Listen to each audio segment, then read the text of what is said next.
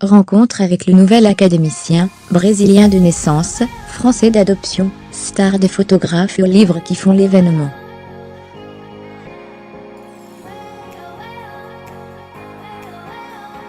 Sa photographie est, nous dit-il, une des formes d'expression de sa conscience résolument tournée vers la planète, ses hommes, sa survie.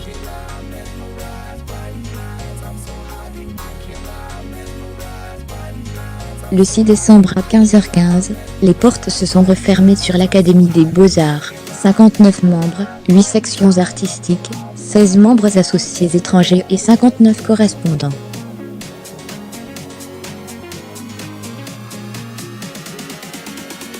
Sous le roulement des tambours de la garde républicaine, les académiciens sont entrés, avec la prestance si réelle, que leur donnent leurs habits verts brodés de branches d'olivier.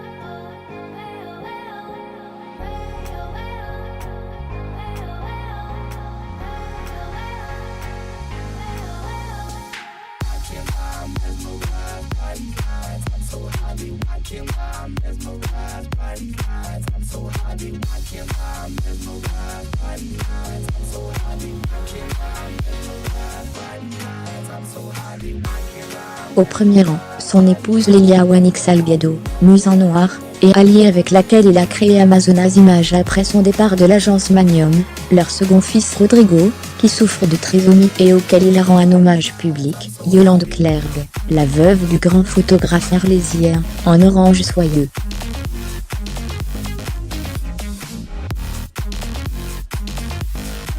La photographe Dominique Isserman, blondissime, est réservée. L'ancien directeur des rencontres d'art, les nouveaux directeurs de la fondation HCB, François Hibel, même le photographe du scandale, François-Marie Bagnet, sont de la séance historique.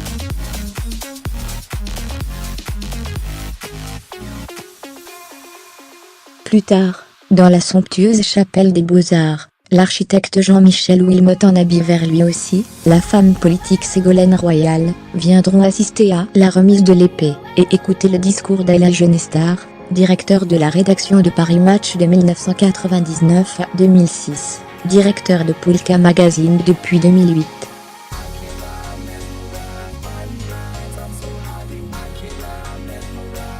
Le Figaro. Vous avez eu du mal à retenir vos larmes lors de la cérémonie qui vous accueillait à l'Académie des Beaux-Arts.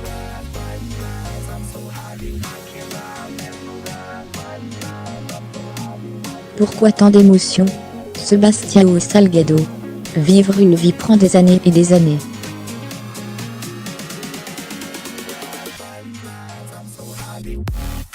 Là, dans un espace très court, se bousculent des choses qui ont été très spéciales pour moi, dans le travail, et dans la vie.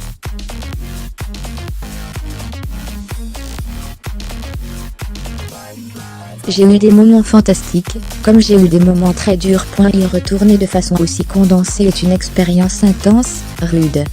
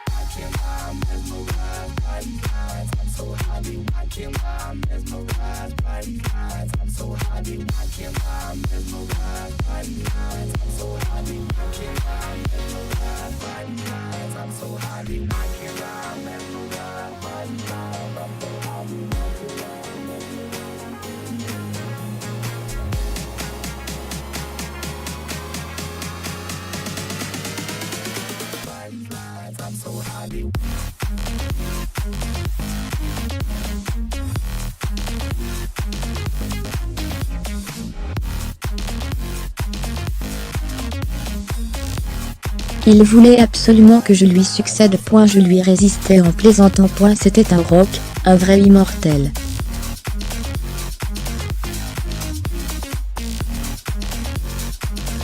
Il avait aimé mon exposition Gen Z à la Met au début 2014. Il m'a envoyé une carte, lorsqu'il était très malade, pour me le dire.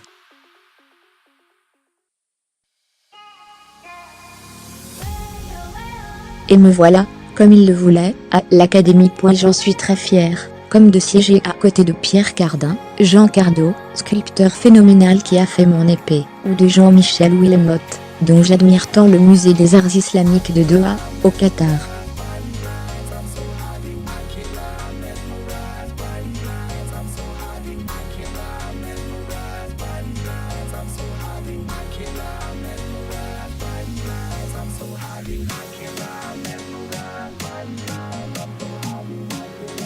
Cela paraît très français aux Brésiliens que vous êtes. Oui, tout cela est très français.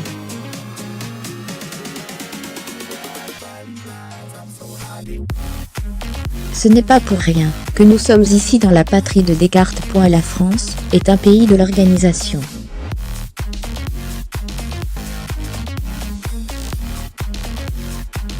À son image, l'Académie est extrêmement organisée, codifiée.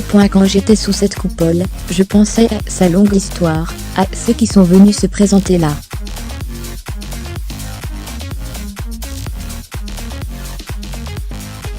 Faire partie, à leur suite, des représentants de la culture française. Et puis ce fut la remise de l'épée dans la chapelle des Beaux-Arts, lieu merveilleux et romantique, que ma femme Lélia connaissait bien, depuis ses études d'architecture aux Beaux-Arts, mais pas moi qui l'ai découvert il y a peu.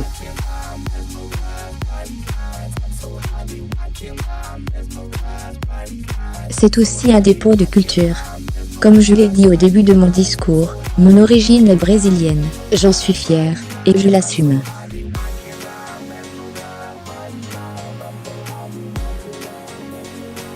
Mais je suis français depuis 1976, année de notre naturalisation. Tous les deux. La France est aussi notre patrie.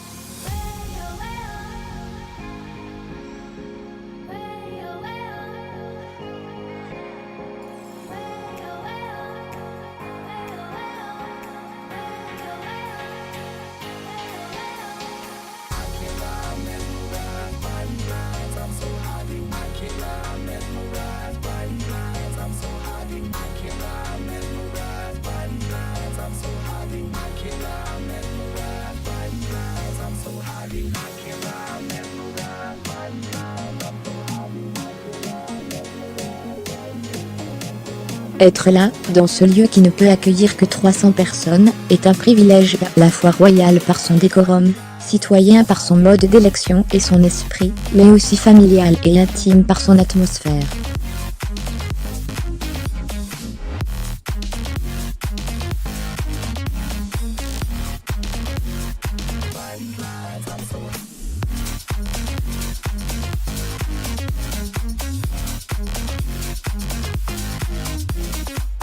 C'est d'ailleurs la chose qui m'a frappé en arrivant en France en 1969, au lendemain de la guerre d'Algérie. Tous ces militaires en uniforme dans la rue. Je fuyais une dictature militaire, où justement on ne voyait jamais les militaires.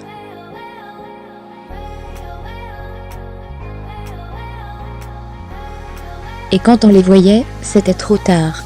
En France, le sens est autre, il est symbolique.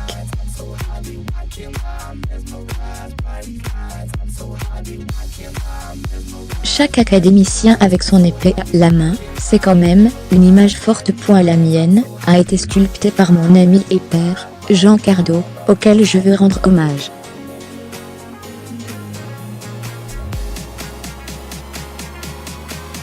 C'est une vraie épée, longue et tranchante. Une arme, pas une décoration. Elle renvoie à une histoire et à une tradition.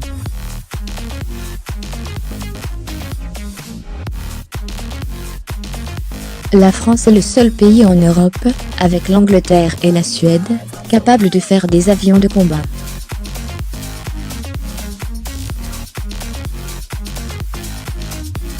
Le seul pays européen, hormis la Russie, capable de faire des sous-marins atomiques.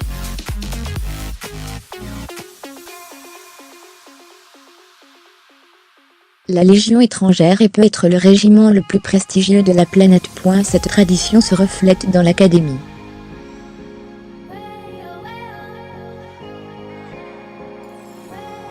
Yann Arthus Bertrand, qui a fait votre éloge, comme le veut le protocole, a rappelé votre fort engagement marxiste de jeunesse.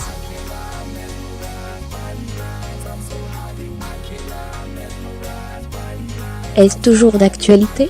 Je me considère toujours comme un homme de gauche. Le marxisme était un moment, il a fait son temps.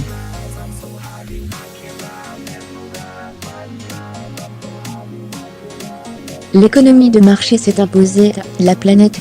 Après mai 68, j'ai beaucoup étudié l'économie marxiste.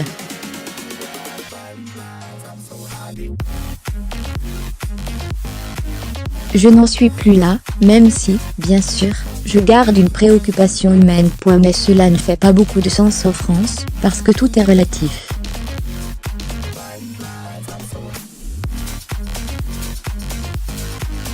Quand je vois comment les lois sont votées en France, la manière dont les terres sont divisées en France, je constate que la Révolution française a fait son travail de base.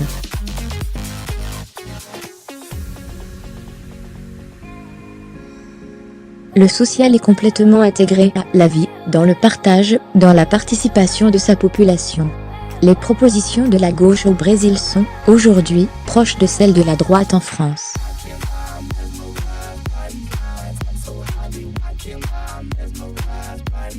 Il n'y a pas de différence radicale entre droite et gauche ici, entre leurs gouvernements.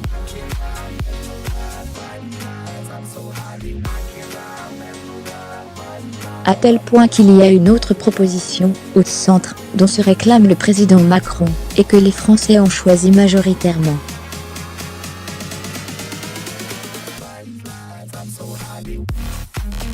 Ici, le débat est ailleurs. La préoccupation de l'Académie n'est pas politique mais intellectuelle.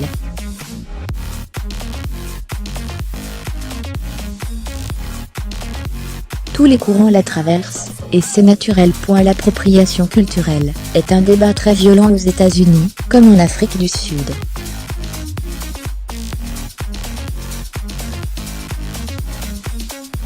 Le Brésil et son passé esclavagiste vous semble-t-il traversé par ce refus des Noirs de voir leur histoire racontée, incarnée par les Blancs? Vous sentez-vous concerné? Ressentez-vous une responsabilité, voire une culpabilité? J'y pense énormément.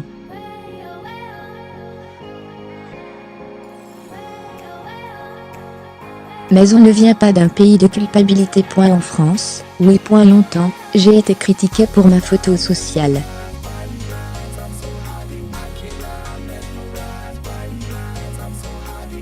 Quand je faisais mes reportages en Afrique, en Amérique latine, beaucoup de mes collègues français, anglais, avaient une culpabilité énorme au moment de faire leurs photos, croyant qu'ils exploitaient à nouveau les mêmes peuples.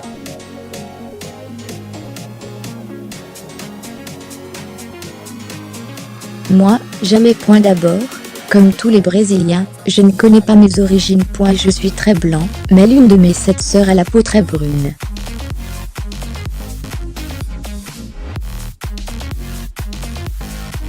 Les gènes se mélangent, et s'expriment de manière incroyable. La grand-mère de mon épouse Lilia était indienne.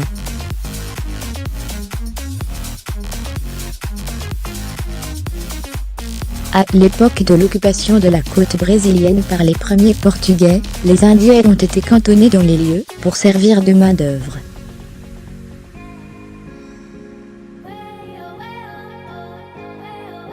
Ce fut un échec total. Les maladies venues d'Europe les ont anéantis. Ce fut un génocide par la maladie apportée par des étrangers, qui ne se savaient d'ailleurs pas porteurs de maladie.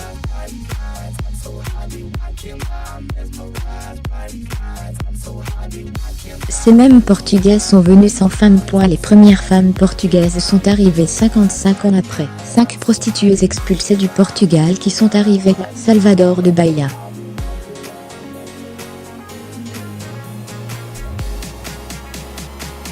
Certains Portugais avaient 80 femmes indiennes. Les Indiens, pragmatiques, comprenaient qu'avoir un étranger dans sa tribu était la garantie d'avoir la nouvelle technologie, les machettes, tous ces produits inconnus du Nouveau Monde.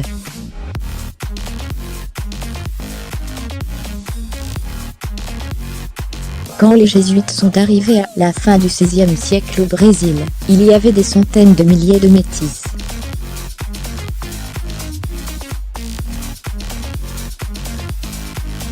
On ne parlait pas la langue portugaise, mais le tupi-guarani des populations côtières.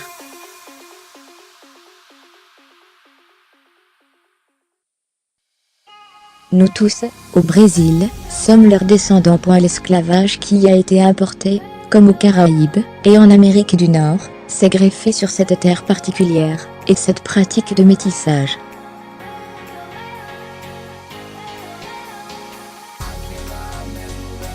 Nous sommes tous des fils d'Indiens et d'esclaves. De ce fait, il n'y a pas beaucoup de racisme au Brésil.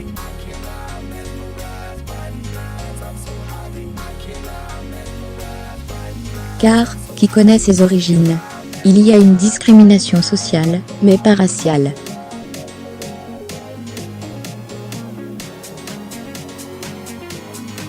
La pauvreté est mal vue, la richesse est le critère de sélection. C'est pour cette raison que je ne crois pas que ce débat sur l'appropriation culturelle se posera chez nous.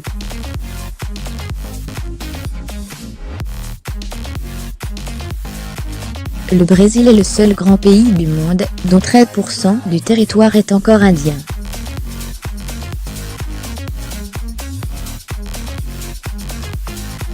En Alaska, j'ai demandé à mon guide s'il était Inuit. Il a souri, et m'a répondu: tu peux dire Esquimau, je suis Esquimau.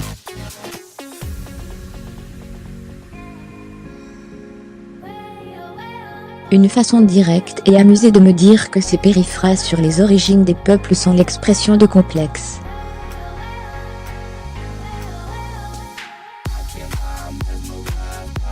Je ne viens pas de cette culture de la culpabilité. Vous avez fait, dans votre vie de photographe autour du monde, plus de 120 voyages.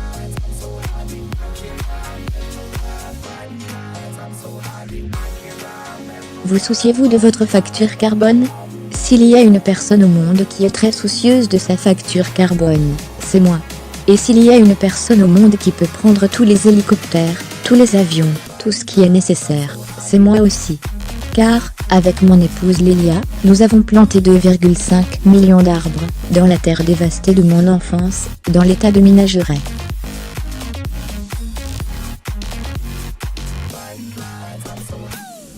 Nous avons la plus grande pépinière de notre région, avec une capacité de production d'1 million d'arbres par an, soit 200 espèces natives différentes.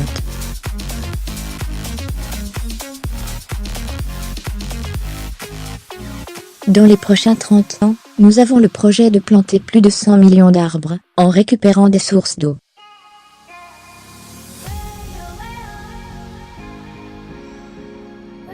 On sait le prix d'une forêt seulement le jour où l'on doit la reconstruire. Nous sommes déjà en train de compenser la facture carbone de la plus grande maison d'édition de livres d'art au monde, Taschen.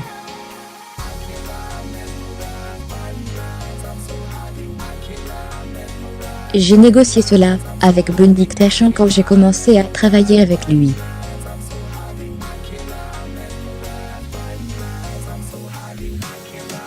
C'est un homme de bonne volonté, qui sait que notre démarche de séquestrer le carbone en plantant des arbres est intéressante. Il nous rachète sa part de carbone au double du marché, soit une moyenne de 5 000 € par an.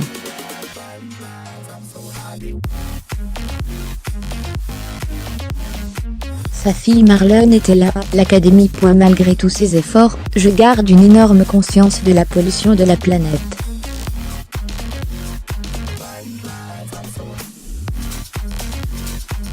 Les grands pollueurs restent l'industrie et les voitures. J'ai une petite voiture Toyota Yaris hybride, mais je l'utilise très peu.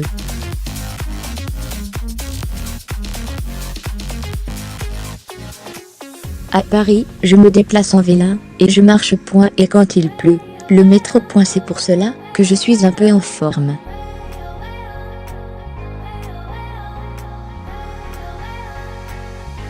De quoi vous privez-vous pour respecter votre engagement et vos valeurs?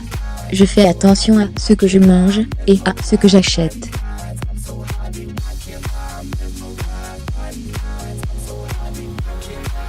J'essaie de consommer local, bio et dans le commerce équitable. Je n'achète pas des légumes qui ont poussé sans terre.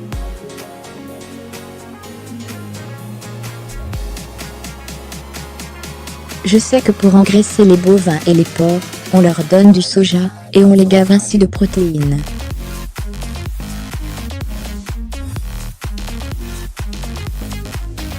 Pour le cultiver, on abat des forêts en Amazonie. Le gras de nos aliments vient souvent de l'huile de palme pour laquelle on a abattu presque toute la forêt de Bornéo.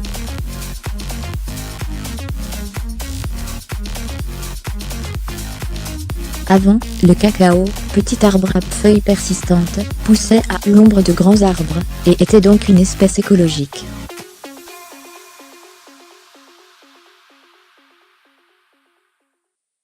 On a permis, par une loi européenne, d'introduire plus d'huile de palme dans le chocolat.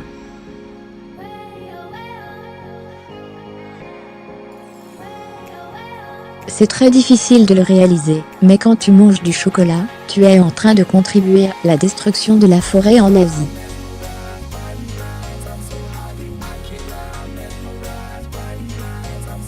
C'est une équation longue. Yann Arthus Bertrand a beaucoup contribué à cette prise de conscience par son livre « La Terre vue du ciel ».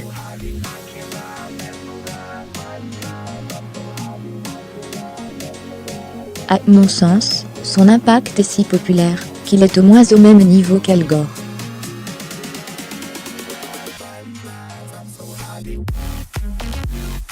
J'ai une énorme admiration pour tous les artistes qui, comme Olafur Eliasson et Sonny Swatch Place du Panthéon en 2015, viennent au secours de la planète.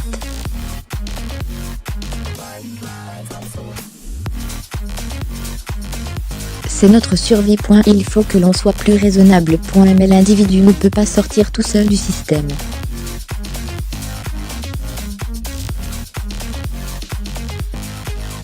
C'est une prise de conscience qui doit être collective et populaire pour que les gouvernements en soient les représentants.